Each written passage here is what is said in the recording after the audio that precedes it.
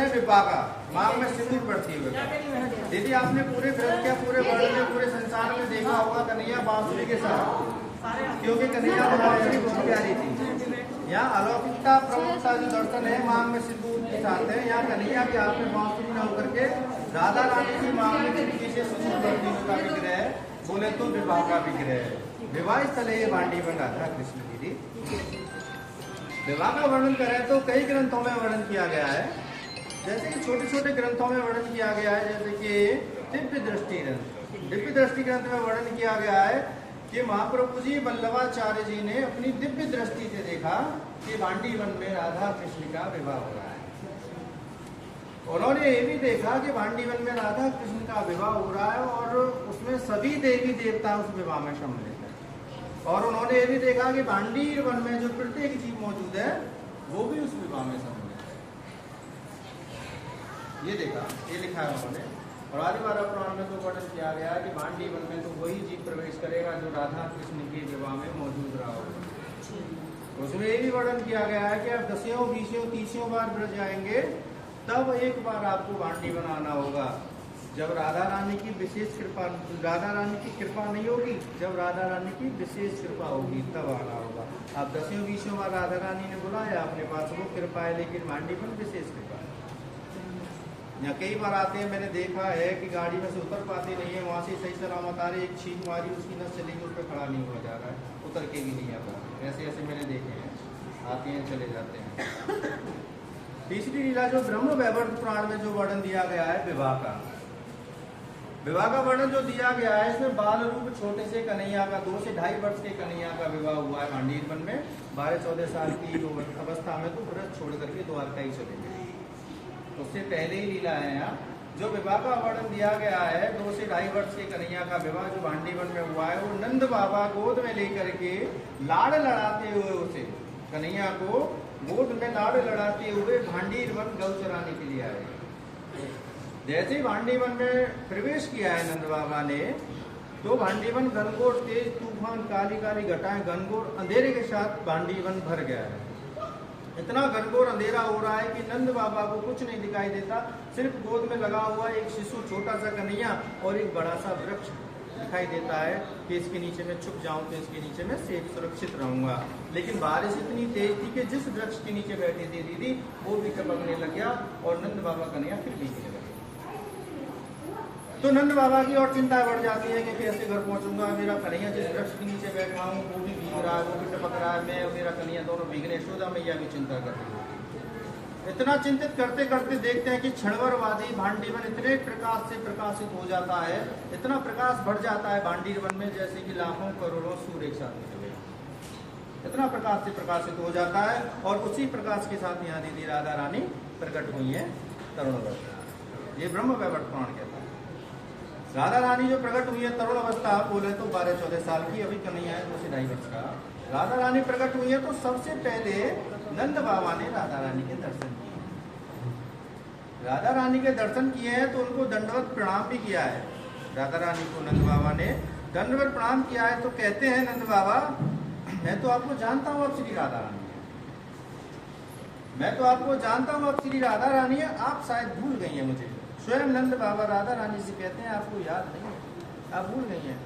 उनको याद दिला करके कहते हैं और बताते हैं कि मैं नंद बाबा, अब आपको याद दिला दूं कि मैं नंद बाबा अगले जन्म में एक मुनि था, मेरा नाम द्रोण हुआ करता था, जो मैं गौलोक धाम का वासी। मैंने वह तब किया था आपके दर्शन के लिए, तो आकाशवाणी हुई थी कि गौलोक धाम में दर्शन न होकर के ब्रज धाम में दर्शन होंगे, मैं वही मुनि।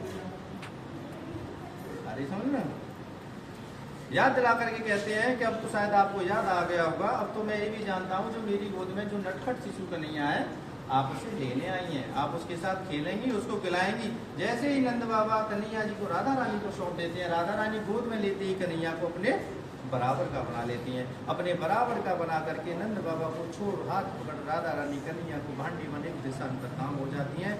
वहाँ एक दूसरे का करते हैं मनोरथ, एक दूसरे का श्रृंगार। राधा कृष्ण कृष्ण राधा का, जब राधा कृष्ण राधा का श्रृंगार हो रहा है तो वह श्रृंगार स्वरूप दर्शन प्राप्त करते हैं सबसे पहले नारद जी, और कहते हैं कि प्रभु इसका श्रेय तो मेरे ब्रह्मा को जाता है। आज से जो 5,500 वर्ष पहले जो राधा कृष्ण का विवाह हुआ, उससे पहले 68,000 वर्ष पहले स्वयं ब्रह्मा जी ने स्वयं नारायण से कन्या का दान मांग करके वो तप में लीन हो गए।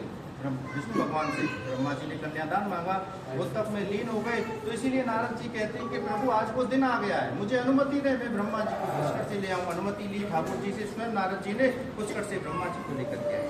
ब्रह्मा जी आए, ब्रह्मा जी ने दर्शन प्राप्त किए, बोले मैंने दर्शन तो प्राप्त किया, लेकिन आपका जो सिंगार स्वरूप दर्शन है, तो मेरे मन में विचार है कि मैं आपका विवाह करा दूं, तो मेरा नाम आपके नाम से जुड़ जाएगा और एक कन्या का दान मुझे मिल जाएगा।